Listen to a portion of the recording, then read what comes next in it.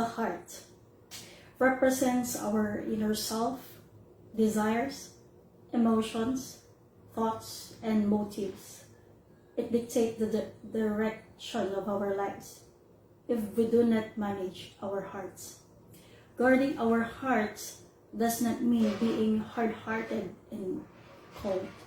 It means surrendering our hearts to God's will and plan for our lives, because there is no safer place for your heart than the will of God.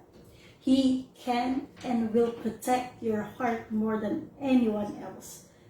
Sabi nga po ni Pastora Lovely, salungat ang gusto ng laman sa gusto po ng Espiritu po natin. Kaya ang ina-advise sa atin ng Biblia, instead of follow your heart, guard your heart. Malalaman natin sa isang tao kung ano yung finifeed niya sa puso niya. Malalaman mo kung ano ang palagi niyang pinapanood, pinapakinggan, binabasa at sinusundan. You will see the way he talks, the way he acts, the way he thinks. Kung ano yung pinapasok natin sa puso natin ay may malaking impluwensya sa decision makings po natin. Amen po. Proverbs chapter 4 verse 23, above all else, guard your heart, for everything you do flows from it. Sabi nga po ni Pastora Giselle, in order na magwardyahan natin ang ating puso, dapat mapuno po ito ng pangako po ng Diyos. Ang Hebrew word ng guard is mishmar, na ang ibig sabihin to protect, secure, and persevere, preserve with great care. Sabi nga po ni Pastor, ayan, kung ang puso natin ay hindi po natin babantayan, may ibang magbabantay po nito. Amen po. Ang topic po natin for this week, if you don't guard your heart, something else will.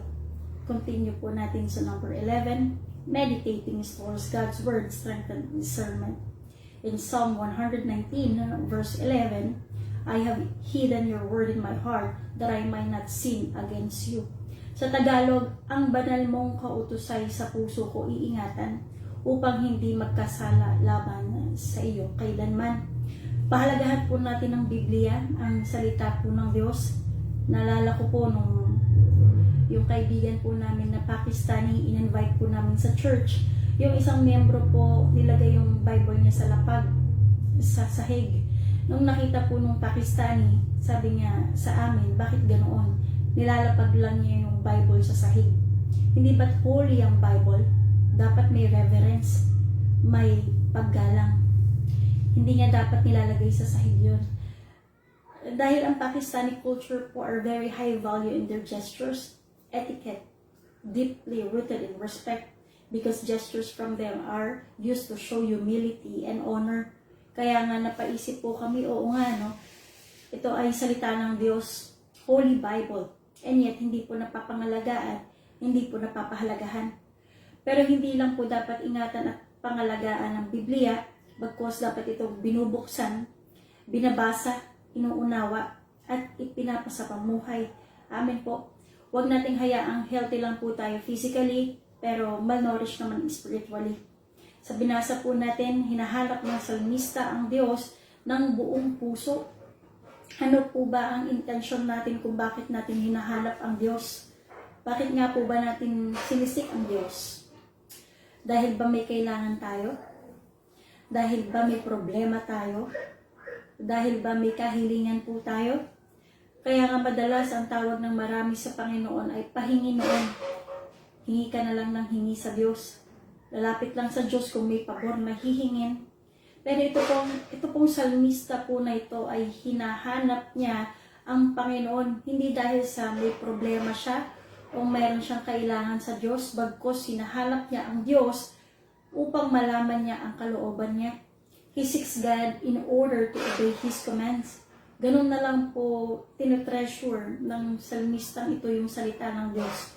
Ganun na lang niya binavalue ang salita ng Diyos. At ang sabi niya, dahil ayaw kong magkasala laban sa Diyos. In storing treasure in God's Word in our hearts prevents us from sinning. Naalala ko yung kaibigan ko na wala ng singsing. Hindi siya tumigil kakahanap. Nagmagdamag na po siya, naglinis, naghanap, naghalongkat. Ganun na lang niya pinapahalagan yung singsing na yun. Kasi wedding ring daw po nila mag-asawa. Ayaw daw niya mawala yun kasi ayaw naman niyang magalit yung asawa niya sa kanya. At ayaw niyang mawala yun dahil malas daw. May pamahiin, baka maghiwalay. Hindi naman tayo naniniwala sa ganun, pero nakita ko yung kung paano siya mabalisa dahil nawala yung pinapahalagahan niya. Na dapat ganun din po tayo sa pagpapahalaga po natin sa salita ng Diyos, na ayaw natin mawalay sa atin, mahiwalay po sa atin ang Word of God. Hindi tayo komportable na walang Word of God, na hindi po buo yung araw po natin kung wala pong salita ng Diyos. Kung sa mga bagay na pinapahalagahan po natin, ayaw natin masira, mabasag, ayaw natin mangupas, kaya ganun na lang po natin iniingatan yung mga gamit po natin, ganun din po natin itrato ang Biblia. Amen po. Proceed po tayo sa number 12, praying. Invite God's peace guards inner life. In Philippians chapter 4 verses 6 to 7, ang sabi niya po dito, don't worry about anything, but in all your prayers, ask God for what you need, always asking Him with a thankful heart. Huwag kayong mabalisa tungkol sa anumang bagay. Sa halip, hingin ninyo sa Diyos ang lahat ng inyong kailangan sa pamamagitan ng panalangin may pasasalamat. At ang kapayapaan ng Diyos na hindi kayang maunawaan ng tao ang siyang mag-iingat sa inyong puso at pag-iisip dahil sa inyong pakikipag-isa kay Kristo Jesus. Invite God's peace guards inner life. Paano po ba magkaroon ng kapayapaan? Dahil kahit kailan, kahit marami kang pera, hindi ka makakabili ng kapayapaan. Hindi mo mabibili sa hardware o sa SM. Heartbreaks, uncertainty, deadlines, pressure, tahimik na laban na hindi alam ng iba, nakaka-stress, di ba? Pero tayong mga Kristiyano, mas pipiliin pa rin natin sa Diyos magtiwala. Huwag mabalisa, tayo ay kinakausap po ng Diyos na huwag po tayong mag-worry. Dahil ang pagkabalisa daw po ay sign na hindi buo ang tiwala natin sa Diyos. Ang pagkabalisa o worry, anxiety, ay sign po ng unbelief. Amen po. Bakit nga po ba nababalisa? Wala kasing believe sa Diyos. Kung noon tinulungan ka ng Diyos sa problema mo, hindi ka ba niya kayang tulungan ngayon? Why worry? Pagkabagabag, pagkabalisa, ito ay hindi dinisenyo po ng Diyos sa mga Kristiyano. May mga taong fear of the unknown. Hindi natin alam kung ano yung mangyayari bukas dahil kulang sa pinansyal, maraming bayarin, may mga utang, maraming pangangailangan. Kung kilala natin si Judith, no? Yung due date. Kaya sabi ng verse na ito, fight anxiety with prayer. So, ang worries, anxiety, ay maaaring ma-experience pa din natin mga Kristiyano. Pero maaaring labanan sa pamamagitan po ng panalangin. Amen po. Panalangin may pasasalamat. Kung hindi mo nakikita ang resulta, thank you, Lord. Kung hindi mo nararamdaman na magaling ka na, thank you, Lord. Kung wala pa sa kamay mo ang hinihiling mo, thank you, Lord.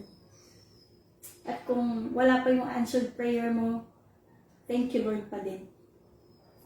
In verse 7, at ang kapayapaan ng Diyos na hindi kayang maunawaan ng tao ang siyang mag-iingat sa inyo, puso at pag-iisip dahil sa inyong pakikipag-isa kay Kristo Jesus.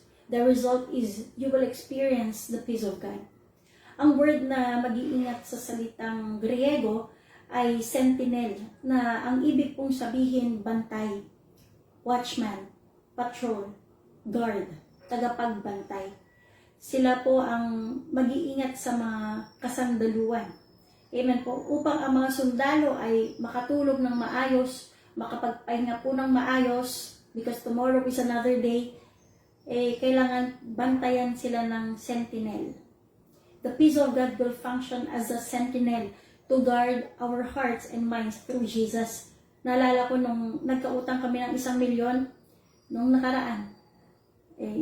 Malaking halaga, amen po ba?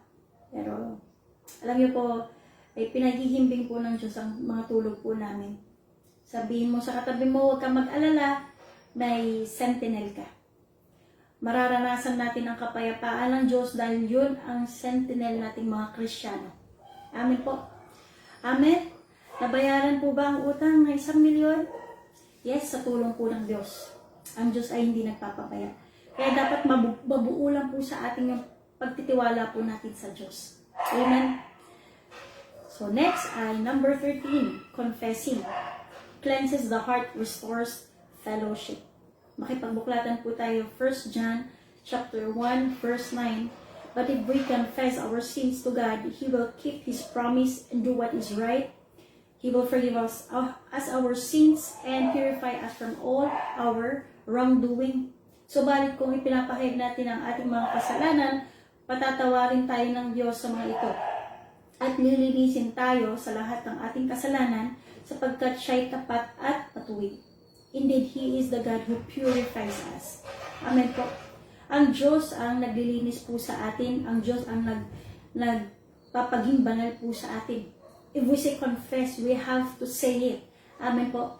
Ang Diyos ang kailangan natin ilatag sa Diyos yung mga kasalanan po natin. Mga nagawa natin at hindi po natin nagawa para sa Kanya. Dahil kailangan i-recognize po natin na may mali po tayong nagawa at kailangan natin ng tulong po ng Diyos. Amen po. Sa bahay po namin, pag nagsusorry po kami sa isa't isa, ina-explain po namin kung bakit po kami nagsusorry. Hindi pwedeng sorry for everything. Napaka-general naman po nun.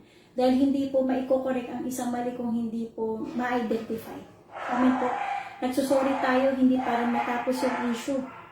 Nagsusorry tayo para next time hindi natin ulit gagawin yung mali.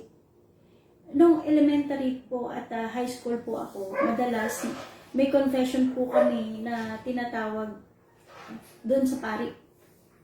Sasabihin mo sa pari kung ano yung kasalanan na nagawa mo at sa mga kasalanang sasabihin mo for us to receive God's forgiveness, magpipray po kami ng act of contrition and penance. Depende kung gaano karami yung at kabigat yung kasalanan nagawa mo.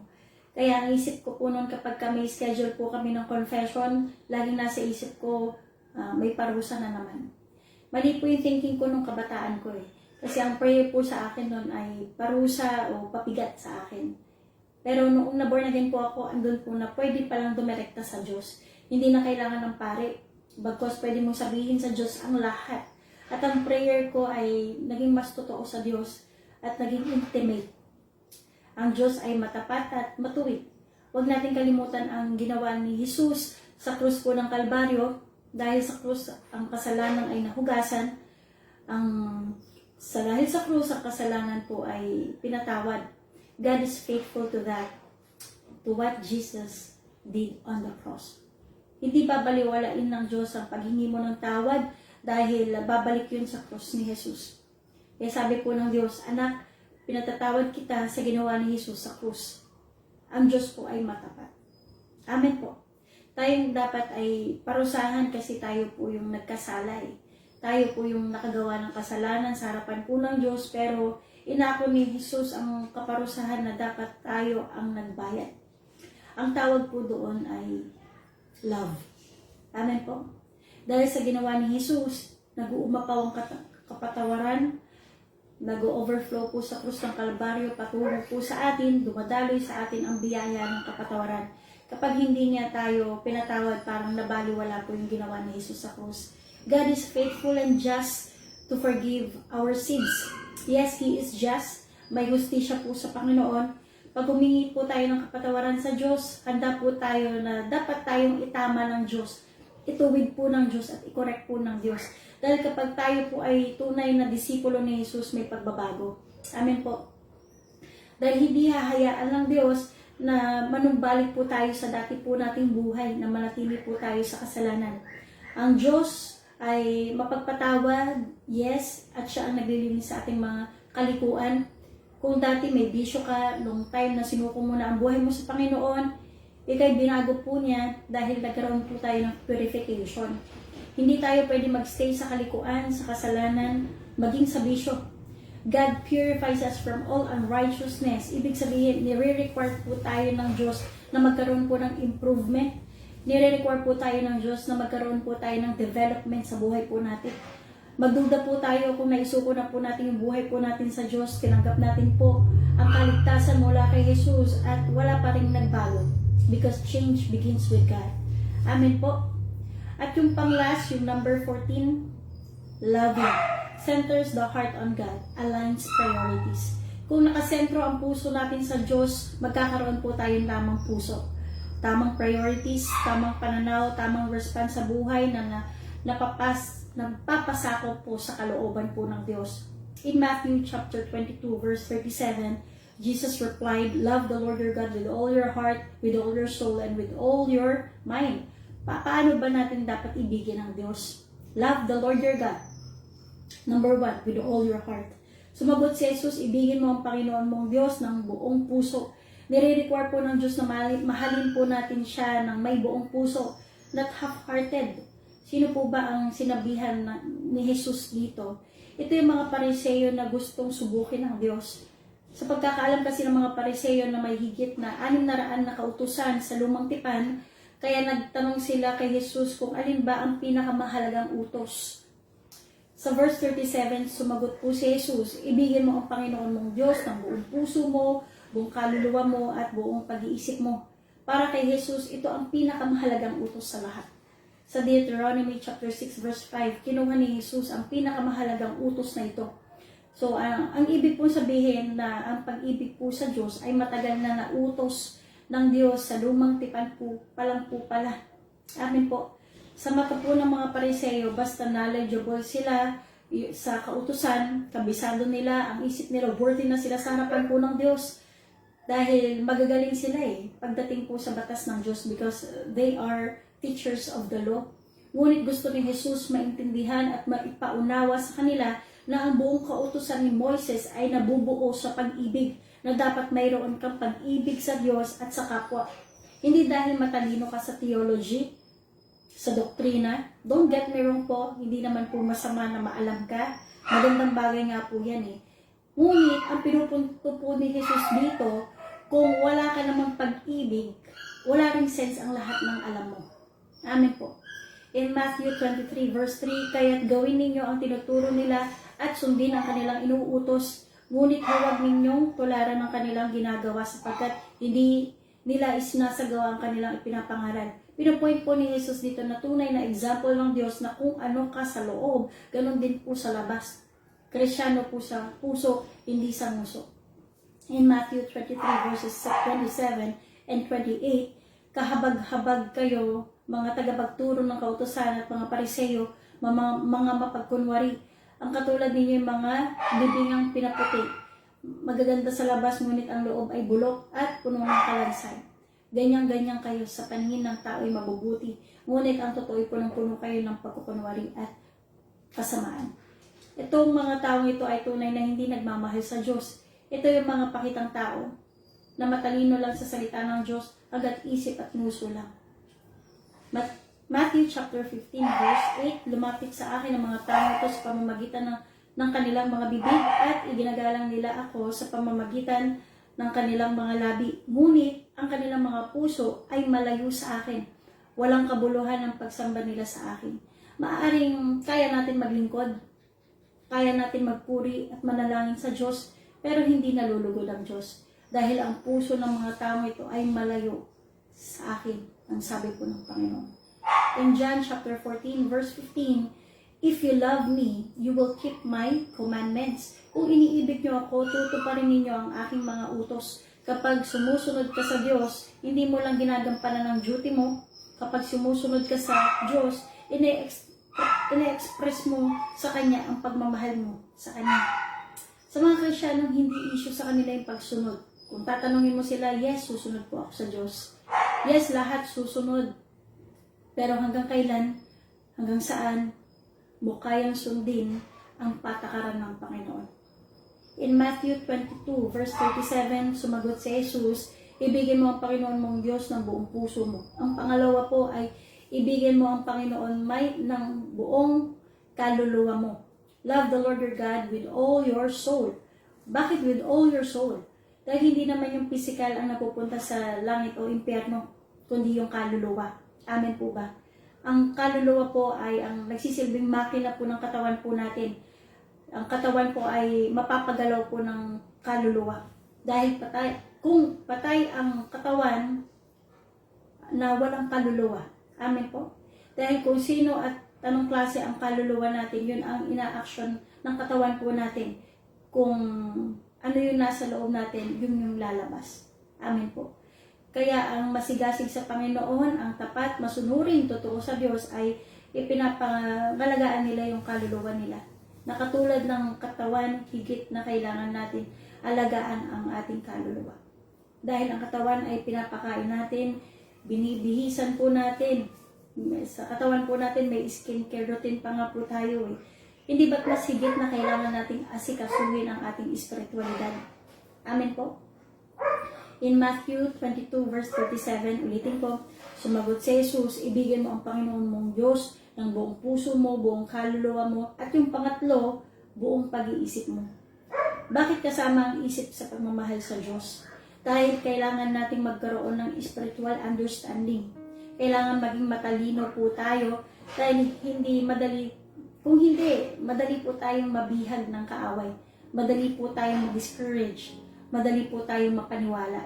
Amen po.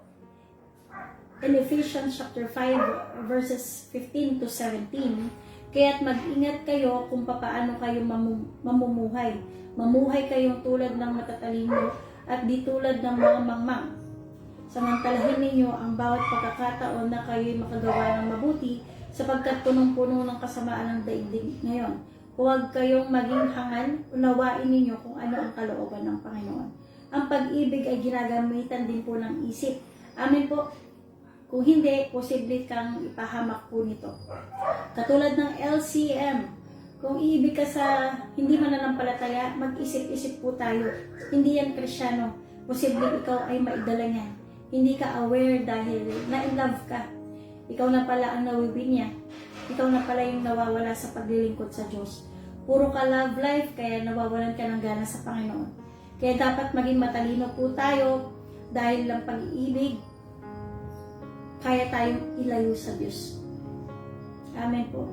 Tandaan natin, kailangan nating gwardyahan, gabayan ang puso po natin dahil konektado po ito sa isip po natin. Philippians chapter 4 verse 8, bilang pagtatapos mga kapatid, dapat maging laman ng inyong isip ang mga bagay na karapat dapat at kapuri-puri, mga bagay na totoo, marangal, matuwid, malinis, kaibig-ibig at kagalang-galang. Napakarami pong influence ang mundong ito na nagiging laman ng ating kaisipan. Maaaring mula ito sa social media, TV, kung ano-anong pag nagbabasa po tayo na natin sa pangmundong ito. Kaya pinag-iingat po tayo ng Panginoon patungkol po sa ating mga iniisip. Kaya napakahalaga na ang salita ng Diyos ang ating binabasa dahil ito ang nagiging laman ng ating isipan at tinuturuan po tayo nito kung paano ba tayo mag-isip na mamuhay na nakakalugod po sa Panginoon. So sa last verse po natin, Colossians chapter 3 verse 2, we have to set our minds on things above, not on earthly things. Ang mga bagay na panlangit, hindi bagay na panlupa. Trust God's process. Minsan ang proseso ay masakit, malungkot, amen po. Pero yung outcome, yun ang dapat tinitingnan po natin. Yung bunga na ginagawa po natin sa Panginoon na masaya tayong ginagawa ang kalooban ng Diyos because there is no greater reward than Jesus. Amen po. Dito na po tayo nagtatapos sa ating Bible study. Tayo po ay manalangin. Yes, so God, Ama, sa pangalan ng Panginoon Jesus, maraming salamat, Panginoon, for this wonderful afternoon. Maraming salamat, Panginoon, sa kabutihan at katapatan po niyo sa bawat isa sa amin. Tunay nga, O Diyos, na Lord, punuin mo kami, Panginoon, ng pagtitiwala sa iyo. Punuin mo kami ng pag-asa, O Diyos. At hayaan mo, Panginoon, sa aming pinag-aaralan ngayon, turuan mo pa kami kung paano namin gwardyahan ang aming mga puso, protektahan at ingatan, O Diyos. Salamat, O Diyos, sa mga ginagawa mo sa mga buhay namin. Purihin ka at sambahin ka sa dakilang pangalan ng aming Panginoong Jesus. Lahat po tayo ay magsabi ng Amen. Good afternoon po and God bless.